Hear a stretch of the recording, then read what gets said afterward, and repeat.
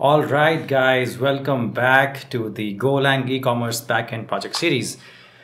We have been working on our controllers for searching product by query, searching products, login, sign up, all of those functions.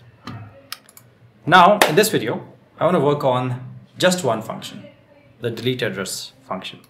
So we'll have to obviously work on all the controller level functions, but this video is just for the delete address function.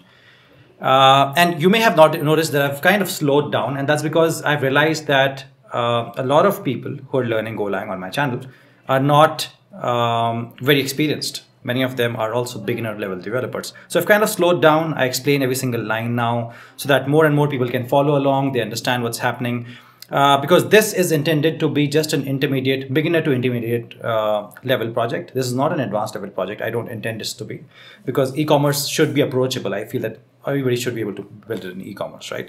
The more advanced projects are the monolith to microservice project, the microservice project, and the DynamoDB project, the CSRF projects. There I've not explained much. I've not explained every single line. I've tried to explain a lot, but not like the way I'm explaining this project.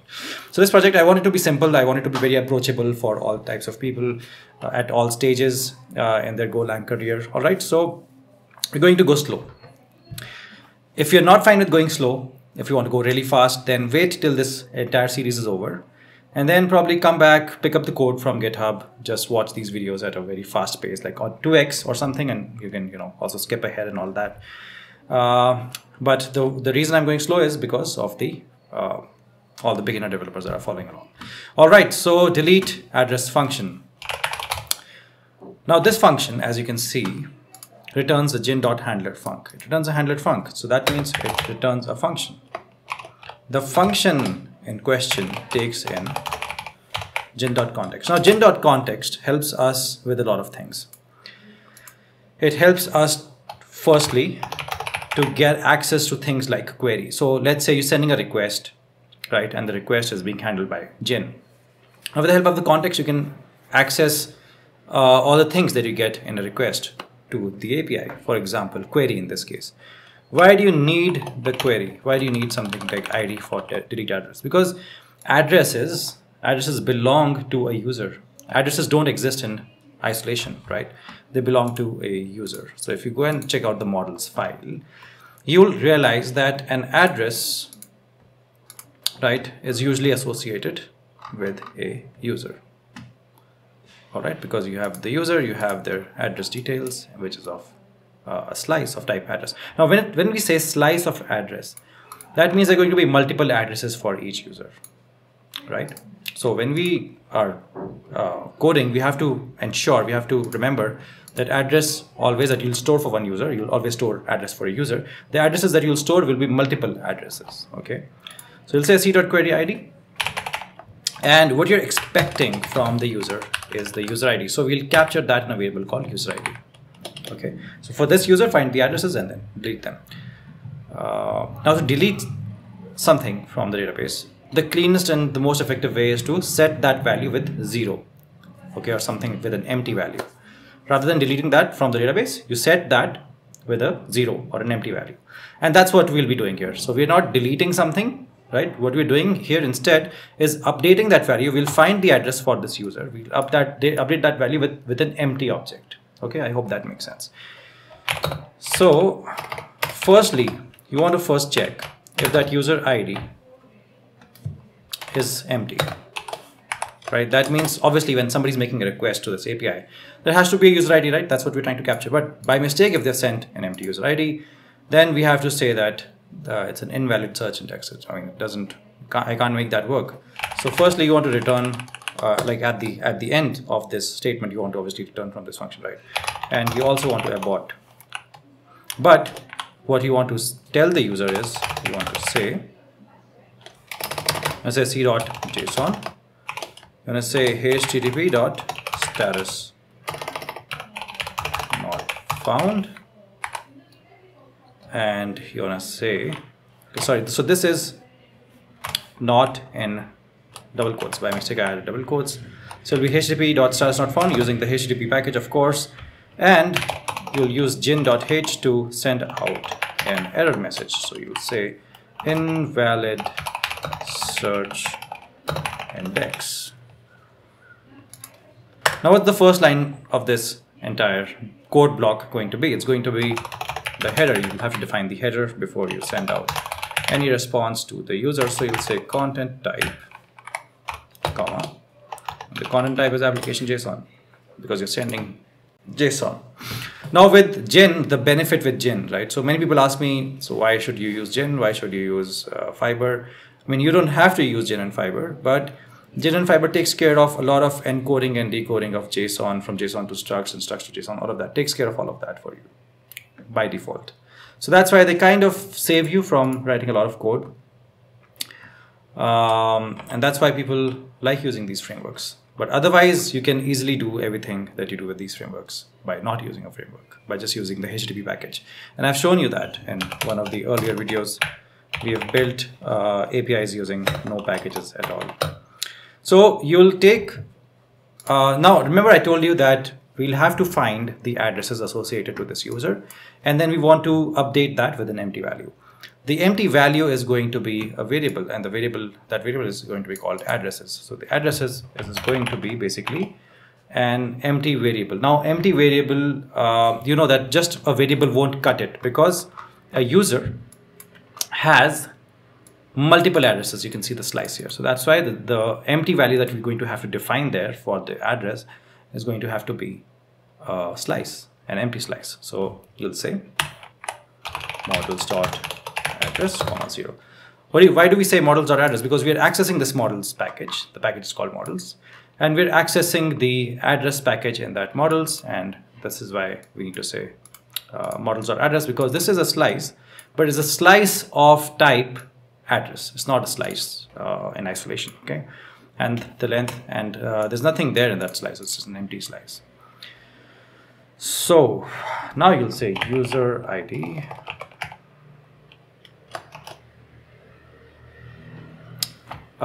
user ID is something you already defined, right? So you've defined user ID already. So just call it user TID or something like that. Yeah, because if you use the same variable again, Golang is going to create a problem. So you'll say error is equal to primitive.object ID from hex user underscore ID. Okay. Now, this entire code that we're building right now is based on a coding project I had made a long time back, like a few years back. Okay, so a client of mine is still using this project, so it's not very unstable. It's going to be quite stable. So even if you want to just take this entire project and use it on your own, no problems. A client of mine is already using it. So as in the sense, it's going to be stable, so you don't have to worry too much. Okay. Now we're handling this error. So if error is not equal to nil, you're gonna say c.indented JSON. You'll say 500 error and internal server error. Okay, makes sense. So you want to obviously get the object ID from hex, and now you all now we have to obviously run some kind of a database operation to update, as in we'll first have to find the data for that user ID, the address data for that user ID, and then we want to update it. Now to be able to do that, we also need context to be able to run database operations. So we'll first say ctx comma cancel context dot with timeout.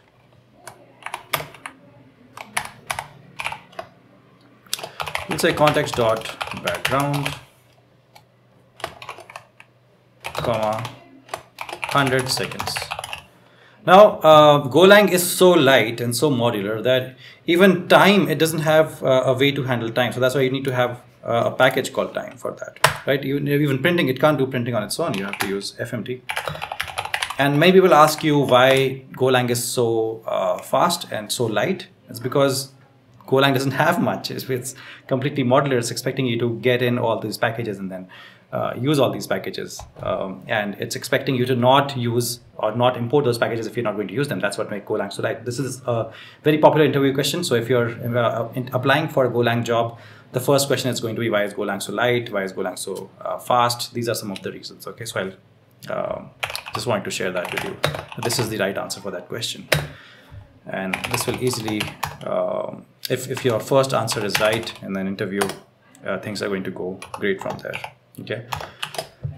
Now we'll create a variable called filter, and this is how we've been doing things till now. We first create a variable called filter. We create a key. The key is ID.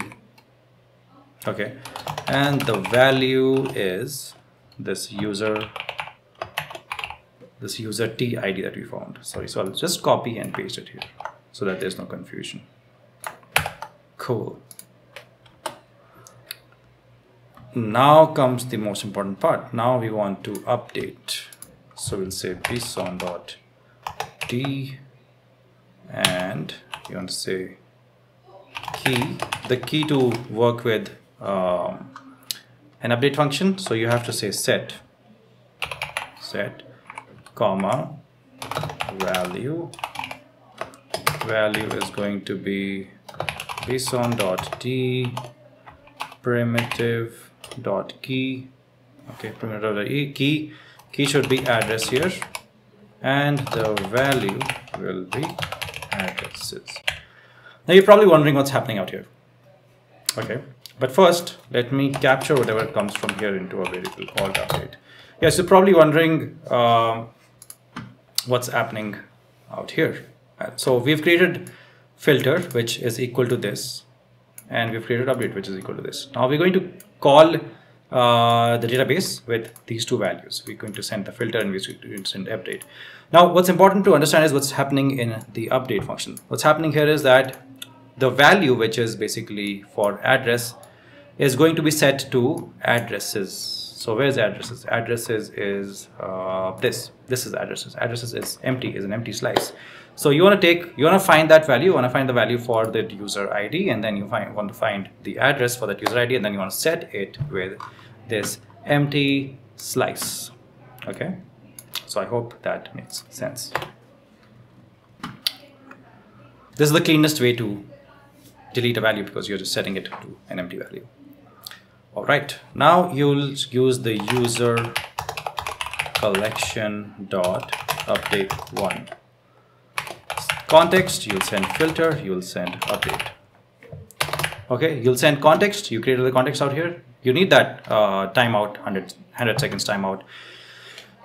This is another important interview question. They might ask you, why would you have to have a timeout bit? So whenever a server is working with a database, now this answer is going to serve you forever. Okay, so whenever a database works with server works with a database, you can't have it endlessly waiting for the result, because the database many times it's working on your machine, localhost, but many times it's also working on, let's say, a cloud server. Maybe they're in the cloud, and maybe the cloud, those servers, those database instances are down. There's some problem with the database. Something has gone wrong. It's crashed. The network is broken. So your program cannot just keep waiting for the database to return some values. So it has to have a timeout. Okay, so you always pass timeout whenever you're working with databases, and in this case you're passing a filter and update key as well, and whatever comes back, you don't want to do anything with that value, so you'll just put a blank character out here. So with Golang, obviously, if you don't want something, if you don't want to do anything with that value, put a blank character. If you don't put that, then Golang is going to have a problem. It's going to say that, hey, you got this value, but you're not doing anything with it. Why not doing anything with it? Could be a possible issue if you don't do anything with it, right? That's what Golang is going to tell you. So here you're going to say wrong command, anything. You can just write anything out here, right? If it doesn't get updated, it doesn't matter what error you want to send out from here. So you return from here, and then you want to outside the statement, you want to say defer cancel. Let's say context.done, and then you want to say c.indented JSON 200. So if everything went well, you want to say 200. Successfully deleted. Yay, complete. So this was today's video. We just wanted to create one function, delete address, and I wanted you to focus on these small details, right? That the way that we're not deleting something, the way that we're just updating it with an empty value, all right? And the way we created slice, an empty slice with an empty slice, okay, with the make command. So these few values, few things that I wanted you to focus on. And in the next video, we'll either take care of these functions, or we'll take care of this get item from cart function that has been lying around there empty for quite some time. I hope you're enjoying the series. There are multiple more series going on my channel for monolith to microservice. If you're an advanced developer, that's a pretty awesome series. You must do it. And I'll be coming up with some more Golang series, some older series I want to revive, and some new series I'll be coming up with.